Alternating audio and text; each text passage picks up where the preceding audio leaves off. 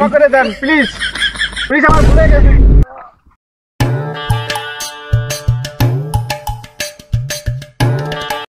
ঘটক সাহেব, জি বাবা বলো তুমি।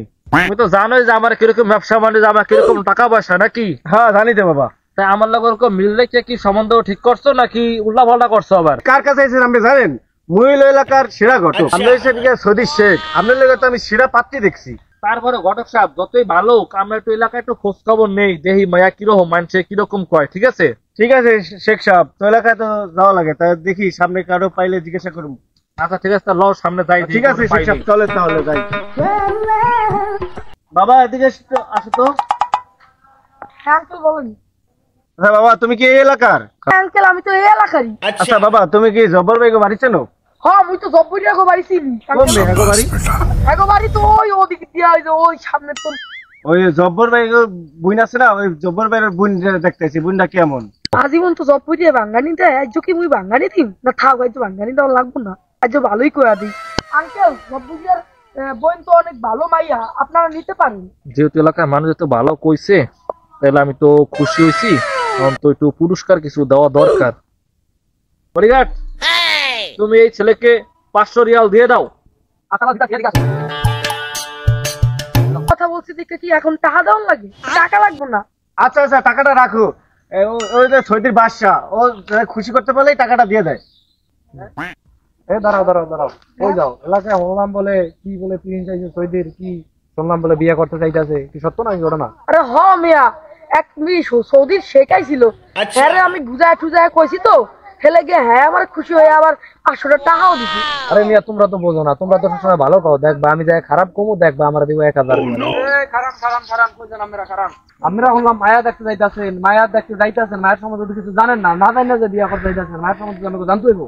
কও দি কি কোনো সমস্যা মায়া কও। হচ্ছে আগে 2 জায়গা বিয়া, মায়া 2 দিন পর পর যায় কক্সবাজার। আরে ভাই থামো থামো। আরে ভাই আমি তো হুনতে দেই ভাই। আরে না ভাই থামো তুমি। আচ্ছা আমি কইতাছি, আর কইতে দাও, মায়ের সত্যি কথা এটা কইতে হইব না। আচ্ছা কও দি বাবা কও। মায়া কয়দিন পর পর যায় কক্সবাজার কুয়াকাটা, মায়া খুব ভালো না, মায়ার 2 জায়গা বিয়ে হয়েছে, কয়দিন আগে মায়া বাইরে হয়ে গেছে বিয়ে। এই মায়া আমি বিয়ে করবেন? আপনি বললাম সৌদির বাচ্চা এনে এই মায়া বিয়ে করবেন, তো খারাপ না আমি বিয়ে করতে পারেন? মায়ের সম্বন্ধে সন্ধান না নিয়ে বিয়ে করতে আয় পারেন, এই করে বিয়ে করলে হইব? ঘটনা তো আরো আছে, মায়ের বাপে ডেলি লাগে সুদ, 3 লাখ টাকা ডেলি দিচ্ছে, এই মায়া বিয়ে করতে আইছে নিয়ে মায়ের সম্বন্ধে না নিয়ে খালি বিয়ে করতে আয় পারেন। দাঁড়াও দাঁড়াও, এদিকে আহো। কি ভাই তুমি তো অনেক ভালো ভালো কথা কইছো, তুমি তোমার চোখ খুলে দিছো নাকি, অনেক বিপদের থেকে বাঁচাইছো, আমি তো খুশি হয়েছি। অ্যাসিস্ট্যান্ট তুমি আরে 1000 রিয়াল দিয়ে দাও।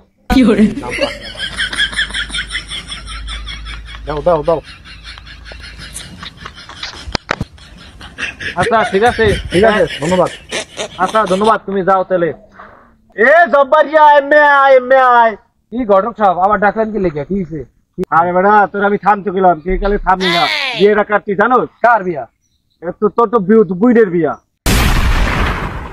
আজীবন মাইশের বিয়ে ভাঙ্গানি দিলাম, আর আল্লাহ কি পরিণাম হইলো, আজকে আমার নিজের বোনের বিয়ে আমি নিজে ভাঙ্গানি দিলাম। এই অবস্থা, এই লেগে এই সমাজে এই বিয়ে ভাঙ্গানি দিতে হয়। ভাই ভাই আমি তো ভুল করে এলাম, আমার তো এই অভ্যাস, মানুষ বিয়ে ভাঙ্গানি দেয়। ভাই বিয়েটা করেন, আমার বোন অনেক ভালো মানুষ, ভাই বিয়েটা করেন। আমি আরে মিয়া তুমি নিজে হইছো এটা পচা লোক, এরপর মনে করো তোমার বাহে খায় সু, তোমার বোনের মতো চরিত্রহীন মেয়ে বিয়ে করুন। মেয়ে আমি কি মনে করছো মেয়ে? দাঁড়াও দাঁড়াও, ঝামেলা খাওয়া নেই, তুমি তো দাঁড়াও, আমি তো দেখতেছি। দাঁড়াও ঘটক কে তুই যাই না হই না, তুই আমার এই ভুয়া জায়গায় এর ফালতু জায়গায় তুই আমার লেখাতে সম্বন্ধ হয়ে লেগেছিস নাকি? আইজো তোর কে যে একদিন আইজো। অ্যাসিস্ট্যান্ট পিস্তলটা দাও তো আমারে। ঘটক সাহেব আমাকে ক্ষমা করে দেন প্লিজ, প্লিজ আমার ভুলে গেছি। বাবারে আমি কি দেখলাম, জীবন বাঁচান।